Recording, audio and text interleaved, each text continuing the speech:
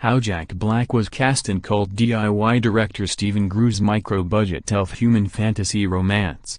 Among the 200-plus films that screened at the Sheffield Doc Fest, which ended last week, one standout fitted into that classic mold: movies about movie making.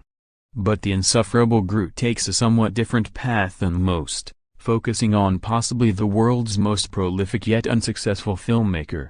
A cult figure for many students of film in the U.S., Stephen Groo has spent 20 years making more than 200 micro-budget DIY movies, boasting names such as She-Hulk, Circle of Fire, The Dark Lord and Challenge of Faith. Despite his efforts, not one has secured distribution or turned a profit. Scott Christopherson's entertaining and, in many places, inspiring doc opens a window into Groo's curious and hugely creative world, looking at how the relentless pursuit of his dream impacts his family, which lives solely on his loyal wife's monthly income of $1,000, and following the director as he attempts to put together his next big project, an elf, human fantasy romance, Unexpected Race. Along the way, he boasts of being able to complete hundreds of shots in a day, battles with his often beleaguered, and largely unpaid, crew, and comes up against the sort of challenges that would make your average filmmaker turn and run. But against all odds, okay, with a little help from Napoleon Dynamite and Nacho Libre director Jared Hess, also a Groo fan, he manages to cast an A-list star in Jack Black. Speaking to The Hollywood Reporter, Christopherson discusses getting his subject to open up, and add the film's producer on Facebook, comparisons to The Room's Tommy Wise, and how on earth they managed to persuade Black to come on board. How did you first come across Steve Groo? My producer and good friend Eric Robertson was a big fan of Steve's and was acting in one of his short films that he'd put on Facebook.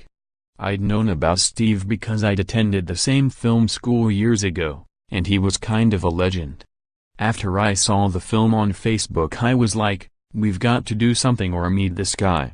3 of 4 other filmmakers had tried to make films on Steve over the past 15 years, but hadn't succeeded, Steve told me. Was he worried that your doc might poke fun at him? Steve is always a bit hesitant or puts up his guard whenever anyone wants to do a film or critique him. But I think he trusted my producer, Eric. He had become friends with him over the years.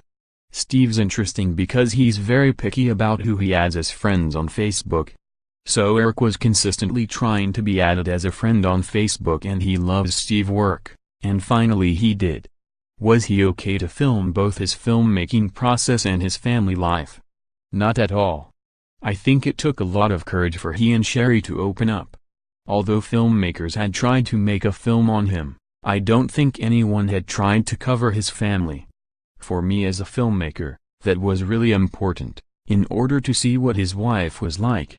Early on I sat both of them down and said, look, if we're going to do this film and do it right, we need to see what your life is like, warts and all, see what your struggles are, see what your problems are.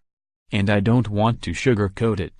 Even after that discussion it still took a lot of persuasion and 3 years for Steve to really open up. Do you think there's a message in the film about the cost of following your dreams? Jared Hess talks a bit about that at the end of the film and says a lot of people think Steve should just quit what he does and get a steady job. But that would kind of be a tragedy, because I think Steve needs filmmaking to cope with the tragedies of life. For me, filmmaking for Steve is a big deal, it's his way of life, it's what he's most passionate about.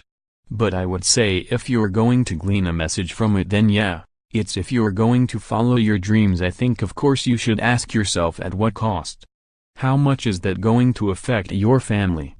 Getting Jack Black was quite a coup.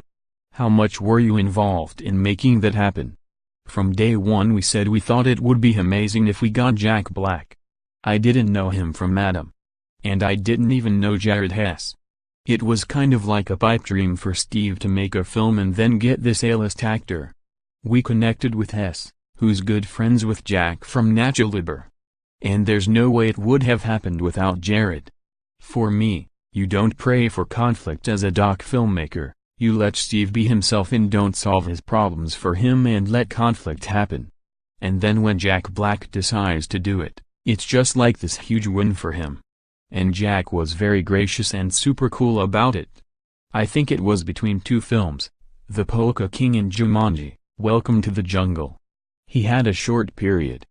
I love that it's going to be on his IMDb page. Oh, it's on there. Steve made sure that Jack is listed on his IMDb page. With The Room and Tommy Wise having become household names, do you think there's any hope from Steve that his films could tap into that kind of market? I thought about the comparison between Steve and Tommy a lot. Steve has this huge volume of work.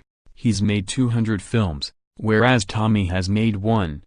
But Steve just wants any success, if that means people laugh at his films or buy his films.